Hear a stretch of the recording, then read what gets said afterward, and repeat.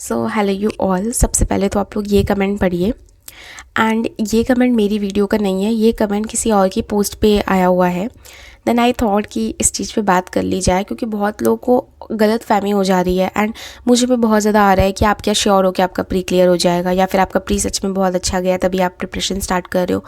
ऐसा बिल्कुल भी नहीं है। यस, जब मैं प्री देकर आई थी और एग्ज़ाम देकर जब आता है कोई इंसान और उसके अटैम्प्ट्स देख के उसको लगता है कि उसका एग्ज़ाम अच्छा गया, जैसे मेरे को भी लग रहा था। अब जब मैं एग्ज़ाम दे के आ गई हूँ, मुझे काफ़ी दिन हो गए हैं, तो आई फील कि हो सकता है मेरे इंग्लिश और जीके में बहुत ज़्यादा नेगेटिव हो जाए, क्योंकि मैथ्स रीजनिंग ऐसा सब्जेक्ट है जिसमें हम बहुत श्योरली अटैम्प्ट करके आते हैं। But English and GK is the subject जिसमें हम श्योर नहीं होते हैं, बहुत ज़्यादा नेगेटिव हो सकता है। अगर आपने मतलब आप ऐसा होता है ना, उसमें आप छोड़ के भी नहीं आ सकते, फुल ऑफ तुक्का लगाना पड़ता है। कई बार आपको गेस वर्क जिसको कह लो, आपको वो करना पड़ता है। तो ये चीज़ें बहुत बच्चों ने करी है, मैं भी करके आई हूँ। अटैम्प्ट्स हो गए मेरे 91, but I am not sure कि मेरे सारे के सारे सही हो। अगर नेगेटिव चला गया तो फिर तो वो बहुत ख़राब गया होगा पेपर मेरा, बहुत ज़्यादा। तो इसीलिए कह रहे हैं, ऐसा कुछ भी नहीं है कि मैं बहुत ज़्यादा श्योर हूँ। यहाँ पे प्रिपरेशन करने का बस रीज़न ये है कि मैं इस टाइम पे करूँ क्या। जब तक मेरे बैंक के एग्ज़ाम थे, आई थॉट कि ठीक है बैंक की कर लेते हैं। मेरे बैंक के सारे एग्ज़ाम ख़त्म हो चुके हैं। नाउ आई हैव कोई भी एग्ज़ाम नहीं। CHSL है, देन MTS है, एंड देन अगर मेंस क्लियर होता है देन फिर मेंस होंगे, अदरवाइज़ फिर कोई भी एग्ज़ाम नहीं है। फिर कुछ एक आधे एग्ज़ाम होंगे, वो सब अब नवंबर में शेड्यूल है। अब कोई भी एग्ज़ाम नहीं, अक्टूबर टिल तब तक लगा लो 20-25 अक्टूबर तक मेरे पास कोई भी एग्ज़ाम नहीं। अब तो मैं टाइम वेस्ट नहीं करूँगी, और ना मैं कभी करती हूँ, आप सबको पता है। सो दैट्स वाई आई थॉट कि ये टाइम वेस्ट करने की बजाय मैं CGL मेंस के लिए कर लूँ प्रिपरेशन। अगर CGL प्री नहीं भी होता है, मतलब बहुत प्रैक्टिकल होकर मैं बात कर रही हूँ, यहाँ पे दुख होगा ठीक है, बट ये दुख पीड़ा का टाइम नहीं होगा हमारे पास, क्योंकि उसके बाद हमारा CHSL लगा हुआ है। ठीक है, तो अगर मैं यहाँ पे CGL मेंस की प्रिपरेशन कर लेती हूँ, कोई ऐसा डिफरेंट नहीं आने वाली चीज़ें, लेवल का बस फ़र्क होगा, कोई डिफरेंट चीज़ें नहीं आएगी। तो इसलिए मेरा मेंस का प्रिपरेशन हो जाएगा एक तरह से। इसके बाद क्योंकि 10 दिन है, 10 दिन टाइम वेस्ट नहीं कर सकते हम लोग। इसके बाद अगर मैं नेक्स्ट बात करूँ अपने लाइक इसकी CHSL की, देन हम CHSL की प्रिपरेशन कर लेंगे। और CHSL में भी तो मेंस तो होना ही है ना, तो ये लगा लो उसके मेंस की प्रिपरेशन स्टार्ट में हो रही है, तो पढ़ाई कभी भी वेस्ट नहीं होती।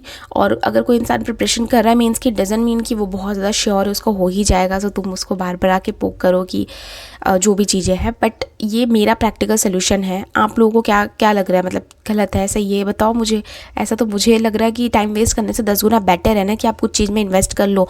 और पढ़ाई की आदत अगर 10-15 दिन छूट जाएगी तो उसके बाद दोबारा बैठना कितना मुश्किल होगा, ये भी सोचो। और आई कैन अंडरस्टैंड कि हम प्रिपरेशन कर रहे हैं, मार्क्स भी मान लो अच्छे आने लग गए, एंड देन सिलेक्शन नहीं होता तो दुख होगा। बट प्रैक्टिकली ये सोचो ना, वो टाइम वेस्ट नहीं होगा आपका, वो CHSL में यूज़ हो जाएगा, वो नॉलेज आपकी MTS में यूज़ हो जाएगी। सो नॉलेज कभी वेस्ट नहीं होती, बस मौका का ही तो फ़र्क है ना।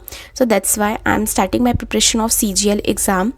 सो जो भी मुझे ज्वाइन करना चाहते हैं वो करे, टाइम वेस्ट ना करे। बहुतों के पास NTPC CBT 2 का एग्ज़ाम है, ये भी रीज़न है कि CGL मेंस के भी मैक्सिमम लोग प्रिपरेशन नहीं कर रहे हैं। और बहुत लोग IBPS RRB के लिए फोकस हो गए हैं अभी, जब तक उसका रिजल्ट ना आ जाए CGL का। तो आपको जैसे पढ़ना पढ़ो, मैं ये कह रही हूँ, बस टाइम वेस्ट मत करो, ठीक है। मैंने बहुत साल पहले बैंक की प्रिपरेशन करी थी, आप सबको पता है, लेकिन मुझे थोड़ा थोड़ा यहाँ पे बेनिफिट मिल जाता है बैंक में जब मैं अभी प्रिपरेशन करने गई हूँ। बताओ मैंने कब पढ़ी थी, लगभग 2-2.5 साल हो गए होंगे, 2-2.5 भी नहीं, मैंने 12th के जस्ट बाद पढ़नी स्टार्ट करी थी शायद से बैंक के लिए थोड़ा थोड़ा। तो कितना आप समझ रहे हो कितना डिफरेंस हो, लेकिन फिर भी मुझे अभी काम आया ना। तो पढ़ाई कभी लाइफ में वेस्ट नहीं होती, ये चीज़ याद रख लेना। हम भी जो SSC के लिए पढ़ते हैं, कई बार सबको लगता होगा वेस्ट ऑफ टाइम है, बिल्कुल भी नहीं है। ये बहुत ज़्यादा यूज़फुल होने वाला है आपके लिए, आपको फ्यूचर में पता चलेगा जब डिफरेंस होगा। जैसे मेरी इंग्लिश में बहुत ज़्यादा डिफरेंस हुआ है, मेरी जनरल नॉलेज में बहुत ज़्यादा डिफरेंस हुआ है। 2 लोग में जब आप खड़े रहते हो तो आपको बहुत सारी नॉलेजेस होती है। लाइक मैं कभी ट्रैवल करती हूँ तो वहाँ पे लोग बातें करते हैं राजा महाराजा और किसी भी हिस्ट्री की या कुछ भी, तो दैट टाइम मुझे चीज़ें पता होती है, तो इट फील सो प्राउड कि हाँ आपको सब कुछ पता है। और अगर मैं SSC की प्रिपरेशन नहीं करती तो मुझे ढंग से चीज़ें नहीं पता होती। स्कूल जितना पता होता है, स्कूल में हम कैसे पढ़ते हैं हमको भी पता है, बस भूल जाते हैं हम, बच्चे जैसे पढ़ते हैं एंड देन भूल जाते हैं। लेकिन अभी आपको चीज़ें बहुत अच्छे से याद है। सो दैट्स मैं यही कहना चाह रही हूँ, इसके अलावा मैं कुछ नहीं कहूँगी। बस मैं इसी का मुझे रिप्लाई करना था कि ऐसा नहीं है मैं नेगेटिव वे में ले रही हूँ, बहुत पॉजिटिव और प्रैक्टिकली ले रही हूँ। इसके नीचे भी बहुत लोगों ने रिप्लाई किया है पॉजिटिव वे में कि वो क्या करेगी, टाइम वेस्ट करेगी। बट मैं बताना चाह रही हूँ कि लिटरली मैं सच में टाइम थोड़े वेस्ट करूँगी यार, ये भी सोचो ना।